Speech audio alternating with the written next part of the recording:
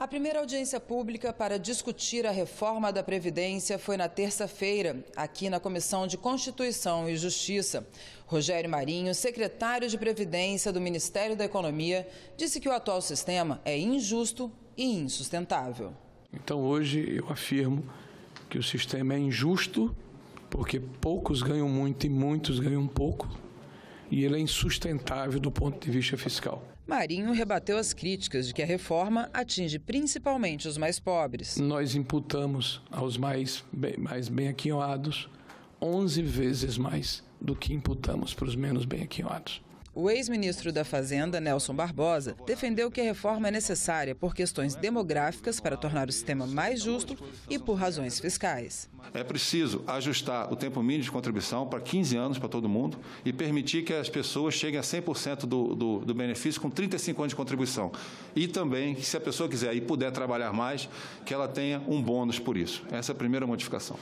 A segunda modificação é: pensão, no mínimo, é de um salário mínimo. O representante dos secretários de Fazenda dos estados e do Distrito Federal justificou a necessidade de incluir os estados na reforma. Caso os estados não sejam incluídos, vai acontecer o que nós já vimos em alguns estados da federação, que não estão conseguindo pagar a folha de ativos e inativos. Essa conta termina indo para a União, que a União termina fazendo programas de recuperação fiscal, que quem paga no final das contas é o contribuinte brasileiro. O segundo debate do dia foi sobre as novas regras da Previdência para profissionais da segurança pública. Eles disseram que não dá para comparar a rotina de um policial brasileiro com o dia a dia de policiais no resto do mundo. Ah, mas a Noruega prevê 57 anos de idade mínima. Espera aí.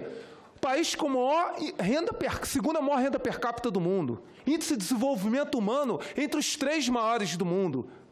Tirando o atentado terrorista que houve, né, daquele extremista de direita que matou 87, aquela tragédia, sinceramente, não se matava um policial há mais de 20 anos na Noruega. Os convidados também afirmaram que os policiais não foram privilegiados no texto atual da reforma e exigem compensação do Estado por conta da natureza da atividade que exercem. O que há são direitos compensatórios.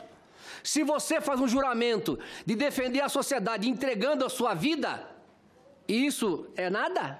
Não tem nenhuma compensação de direitos? O representante do Ministério da Economia reconheceu que os policiais devem ter tratamento diferenciado, mas afirmou que a proposta de reforma da Previdência já atende a essa demanda. Enquanto os demais servidores irão se aposentar, os homens aos 65 anos de idade e as mulheres aos 62 anos de idade, policiais e agentes penitenciários poderão se aposentar, mesmo na regra definitiva, com 55 anos de idade. A terceira reunião aconteceu na manhã da última quarta-feira.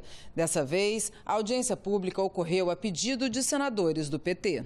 Para o ex-ministro do Trabalho e Previdência, Miguel Rossetto, reduzir benefícios como prevê a PEC vai agravar ainda mais a crise econômica e ampliar a desigualdade social. É aceitável que este povo mais pobre, que a ele caiba sustentar este ajuste fiscal em nome do quê? De reduzir a capacidade de consumo do mercado interno? De reduzir o consumo nas cidades, nos municípios, retirando renda direta, que dinamiza a economia? O Brasil abriu mão de 925 bilhões de reais destinados à Seguridade Social, dentre PIS, COFINS, PASEP, contribuição sobre lotéricos, contribuição sobre lucro líquido, etc. No mesmo dia, estiveram aqui na mesa da CCJ outros representantes de movimentos sindicais. Nós, enquanto camponeses, a gente contribui com 2,3% da produção que a gente vende. Mas o agronegócio, por exemplo, ele é isento na balança comercial para a competição lá fora. Então, tem outros meios que está devendo, outros setores que devem e que se passa, não se vê. Não se quer enfrentar, de fato, os principais devedores desse país. Se esse ministro da Economia pensa em gerar renda, a gente está dizendo que o que mais gera renda, especialmente manutenção da economia nos pequenos municípios, são os benefícios da Previdência. Na quinta-feira, foram debatidos os pedidos de regras especiais para as categorias expostas a risco, como é o caso das pessoas que trabalham em minas de carvão. A cada 33 metros, a temperatura aumenta em 1 grau. Então, se eu tenho 330 metros de cobertura, então eu tenho mais 10 graus além da temperatura normal e a umidade ela chega a 100%. Então, a sensação térmica no subsolo é muito diferente do que a que nós temos aqui. Do ponto de vista de onerar o regime geral, 4.000 trabalhadores, não vai fazer a diferença do ponto de vista para resolver problema de caixa do governo. Isto não pode ficar assim. Relator, dê um jeito. Nós não podemos carregar essa culpa. Trabalhadores da área de educação também defenderam a importância de manter a aposentadoria especial para o magistério. Não estamos mais falando de aposentadoria especial para o magistério. E também estamos deixando de considerar todas as especificidades dessa categoria. Na última audiência pública da semana, foi a vez de advogados discutirem a viabilidade constitucional do texto.